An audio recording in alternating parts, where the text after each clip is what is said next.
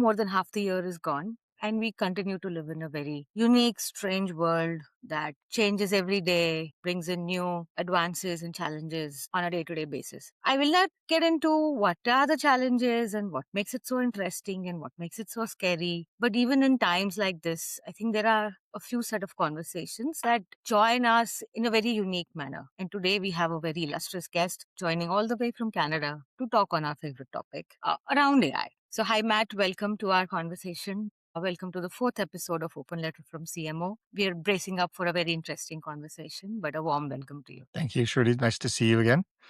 And thank you Yes. for inviting me on this. Matt, it's your first time with us on Open Letter from the CMO. Before we deep dive into questions, maybe just a little bit about yourself, what you're trying to do, what you've seen, especially with marketing and with AI. For sure. Yeah. I'm at DiPaola. I've been in the digital and brand and tech transformation space for about 30 years. So since the beginning of the dot-com bubble and burst, and here we are again. And I think for me, I think having had that experience early in my career, we're seeing a lot of the same patterns with AI. I think the other interesting thing, as you know, is like having spent some time living in the US and now having moved back to Canada in my current role and in previous roles, I do a lot of work with companies around the world. And the AI conversation is very different from country to country, which I find fascinating. And I think for what we're seeing is the cultural differences from country to country are also playing into AI adoption and how it's being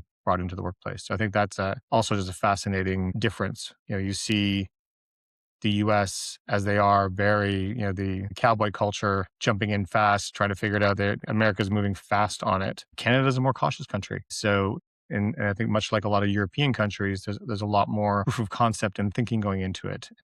Again, being outside the US now for a few months, the phrase digital sovereignty is coming up a lot. And because of all the trade conversations happening around the world, there's a lot of countries that are actively building their own AI tools and LLMs to not be locked into some of the bigger dominant players coming out of key markets. So you're right. There's a lot of things playing into this around the world for sure right now. Right. So, Matt, you also mentioned that you work a lot on the transformation piece of AI. It's a buzzword that is going around. Not every second person is ready to talk about AI transformation. I would really like our viewers also to understand what transformation with AI means. I mean, let's break it down. What does it look on a day-to-day basis? There's always so many buzzwords in our marketing world, so it's good to get into the weeds on this.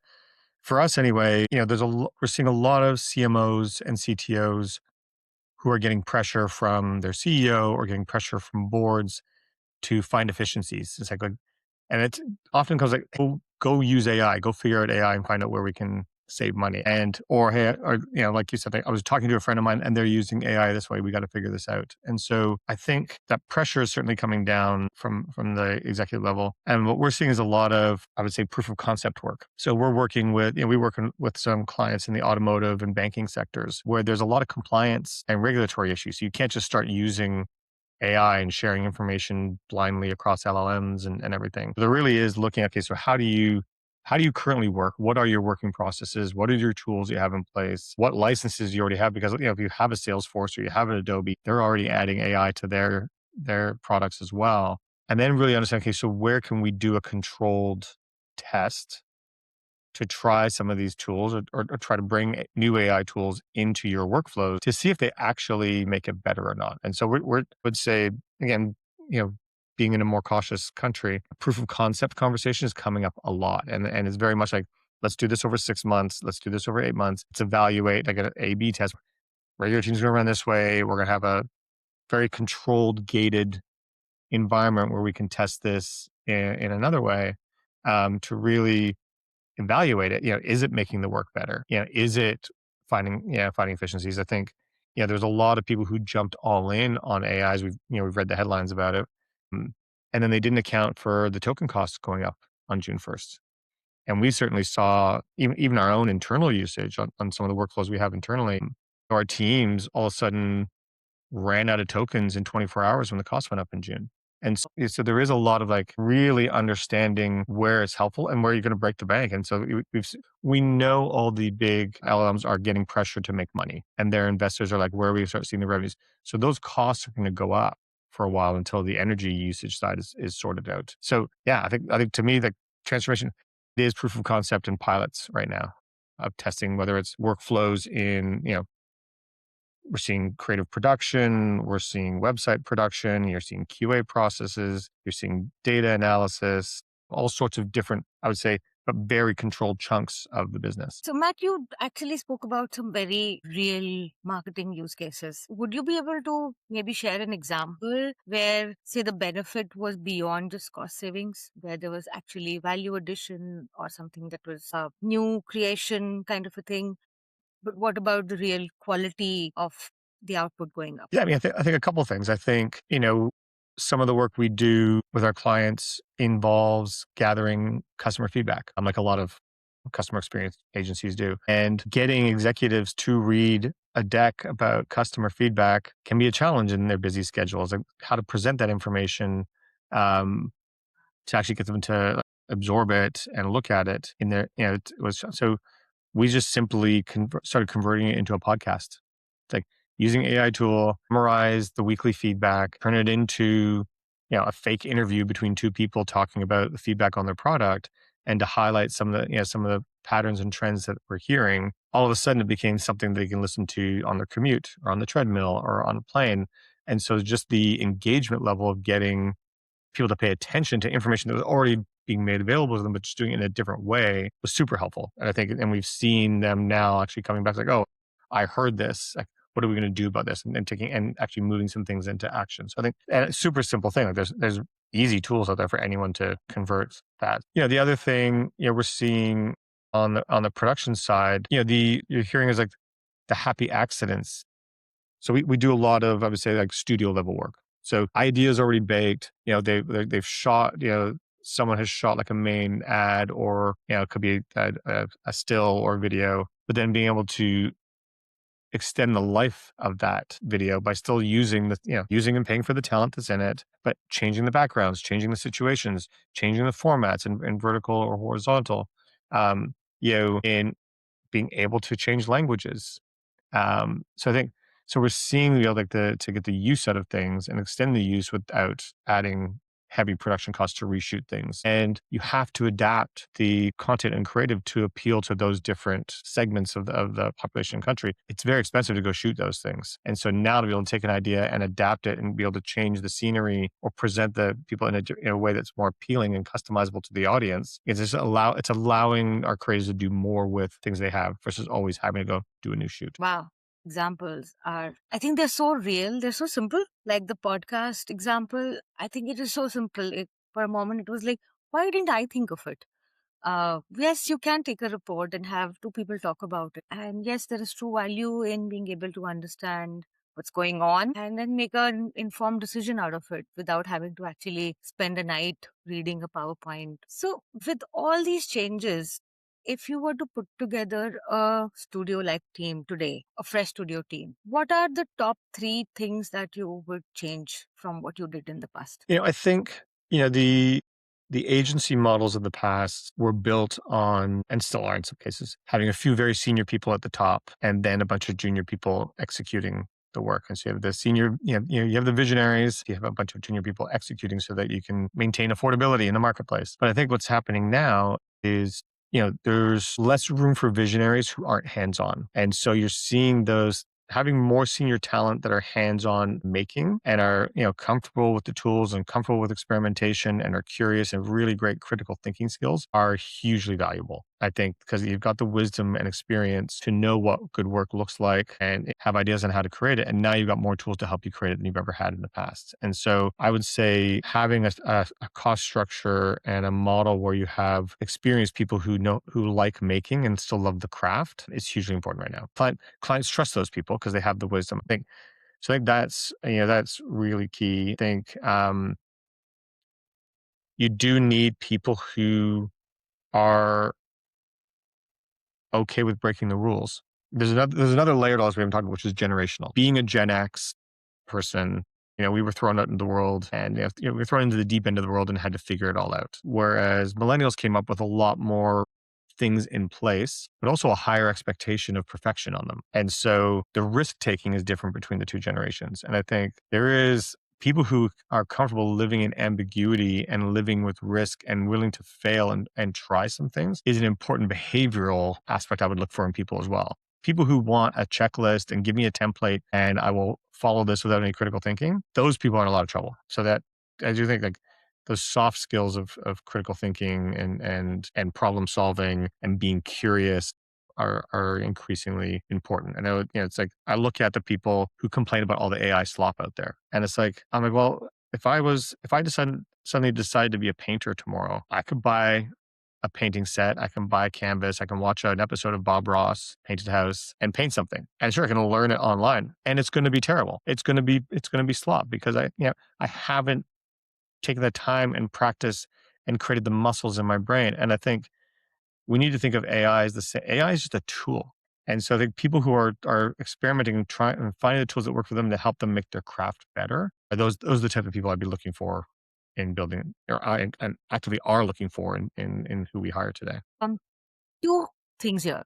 When you're talking about the senior person and their ability to do things hands on, are we somewhere factoring in the fact that that is also a generation that is not very open to change right now? They're kind of set in their ways. Many of them moved on from becoming hands on technical experts to being people managers and operational experts in some manner. So, is that something that you see? And what about startups that want to work only with junior resources because in their minds, AI can do everything? And why do I need to pay two or three times that person's salary to a senior person? So, two questions, and you can pick to choose to answer any one of them. I'll answer both. I think, yeah, I mean, on the first question that people are afraid to change, I mean, I don't think that is just this point in time. I think, there people get to, that's happened in every generation. And it's why, I mean, it's scary when people get into their 50s and they, all of a sudden they get laid off and they're feeling no longer relevant. And I look at that, it's like, we've been in a period of constant change. I mean, I've been working for 30 years. I went to school for PR. I started working before Google even existed. There was no internet. So, you have to adapt. The only way to, the only constant is change, right? And I think if you look at any cycle in the pattern of our industry, especially on the agency side, where ageism is very much a conscious thing, like, people move up and then they move into consulting because there aren't a lot of jobs at that senior level, and that consulting forces you to be hands on again, and then people find this love and purpose of like creating something of their own. So I don't I think we are all gonna have to be hands-on if we haven't made our millions and whatever our exits and everything else. But I think if you have to work, you're gonna have to find a skill that you can be hands-on on. That we can't escape that. So I think the people who don't wanna change are just gonna have to suck it up and figure it out unless they are independently wealthy or have a benefactor. So that's my hot take on that one. On the startups, so I mean, don't get me wrong, like, there are a lot of younger people or journey people that have a lot of talent. And I think, what we've seen with the evolution of the creator economy and influencer economy, it's a lot of people who grew up on social that know how to tell great stories and know how to make great content. And they've leaned in and learned how to make it. And they've created those muscles and skills. So I think you can find younger talent who is ambitious and is self-taught, but they want to be very hands-on. I think the trick for that for those startups is, depends how fast you want to move. So someone with more experience that also wants to be hands-on can often do the same amount of work in less time because they've been through it before. They know how to do it. They can jump in and move you forward faster. The younger people, if you get, and you get a really, ambitious person who loves, is a lifelong learner and loves to like dig in, like they will give it their all. And I've seen like some,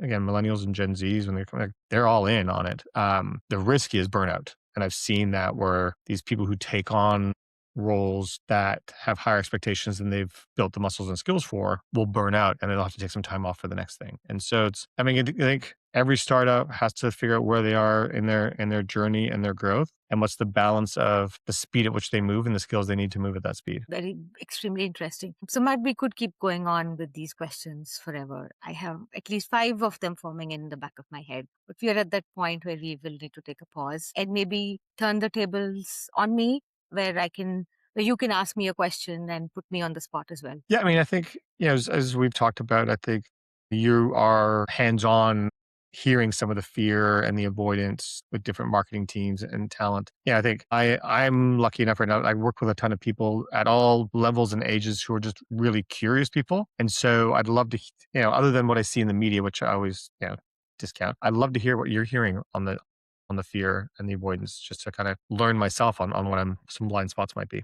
Okay, I maybe categorize what I am seeing into two buckets. One is obviously the fear of embracing AI and tool. It's fear disguised as dismissal, as fad, as something that will pass by and not touch me. And on the in the other bucket is what is somewhere seen as immense love for the tool, but I think it also covers up the fear of not knowing the domain or the real thing that makes actually the tools work and makes the clock stick. So let me talk about the first one. What I see in a lot of, especially in a lot of creative people, people who've been like the best of the best. If I were to compare with an earlier experience, these would have been the handcrafters who made the best of the embroideries and what their response was when the industrial revolution happened. I think their response is something similar. Yes, they are very dismissive of the quote unquote AI slop. They worry why, like, you could take something, a photo, and make it into a Ghibli art when a Ghibli art takes